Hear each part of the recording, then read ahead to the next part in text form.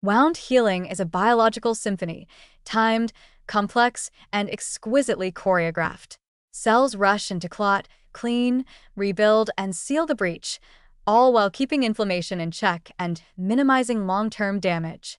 But as anyone who's dealt with a slow-healing wound, or read the science behind diabetic ulcers, knows, this process often falters. For years, the spotlight was squarely on immune cells and growth factors.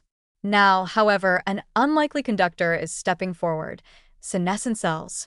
Yes, the so-called zombie cells that accumulate with age, leak inflammation, and drive tissue degeneration might also play a surprisingly useful, if brief, role in getting wounds to heal.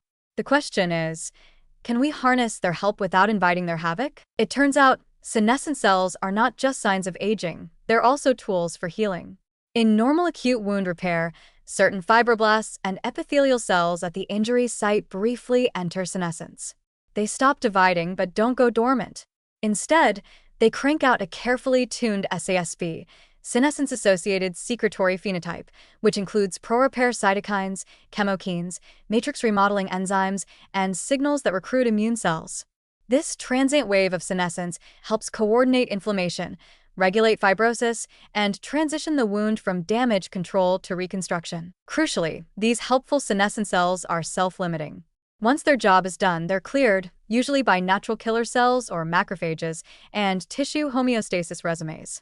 It's only when this cleanup fails, or when the senescent population becomes excessive, that the SESP turns pathological. That's what happens in chronic wounds, like diabetic ulcers, where senescent cells linger indefinitely, secreting factors that disrupt keratinocyte migration, suppress stem cell function, and attract neutrophils like moths to a flame. These chronic senescent fibroblasts don't heal, they haunt. The same paradox exists in surgical wounds in older adults, where senescent cells accumulate faster, persist longer, and impair remodeling. So here's the therapeutic challenge. Can we keep the good senescent cells long enough to support healing, then remove them before they start causing trouble? One promising approach is to timing senolytic therapies precisely. For instance, in mouse models, delaying the administration of senolytics like dasatinib or navitoclax until the peak of early wound healing, typically 3 to 7 days post-injury, allows beneficial senescent cells to do their work while preventing them from overstaying their welcome. In young animals, this tight windowing improves healing speed and reduces fibrosis. In aged or diabetic models, where senescent clearance is impaired, these drugs can reboot the wound environment entirely, reducing chronic inflammation, improving reepithelialization, and boosting collagen alignment. More nuanced still are xenomorphics, drugs that don't kill senescent cells, but modulate the SASP. JAK inhibitors, for example, can dampen the pro-inflammatory aspects of the SASP without halting pro-regenerative signaling. This is particularly useful in delicate wounds, like those in irradiated or diabetic skin, where senescent fibroblasts still support angiogenesis or attract macrophages, but also pump out tissue-degrading enzymes and inflammatory messengers that stall progress. Even more futuristic are smart delivery systems, topical gels, nanocarriers, or bioengineered dressings that release xenotherapeutics in response to wound cues, say pH, oxygen tension, or matrix metalloproteinase activity.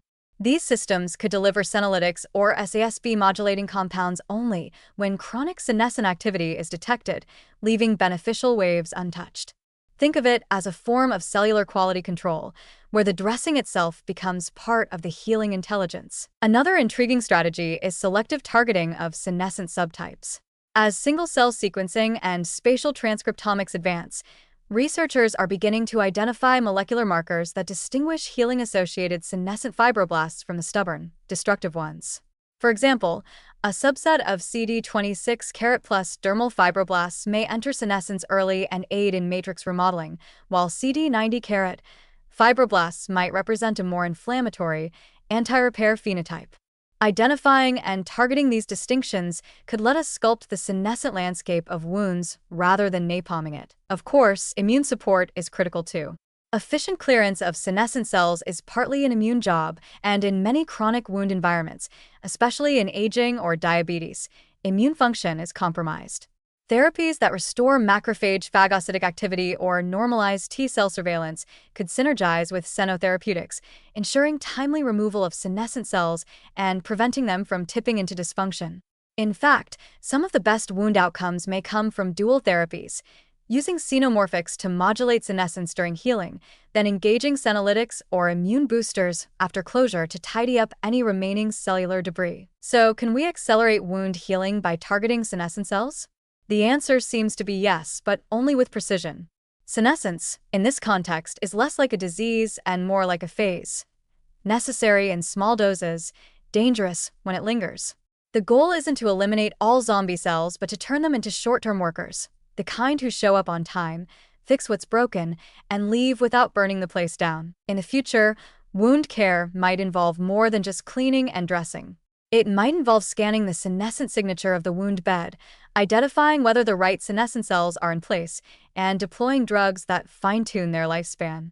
It's a new kind of regenerative medicine, one that doesn't just support healing but coordinates it on a cellular schedule, managing inflammation, structure, and immune response in harmony. Because if there's one thing we're learning about senescent cells, it's this: the right zombie at the right time might just be your best friend.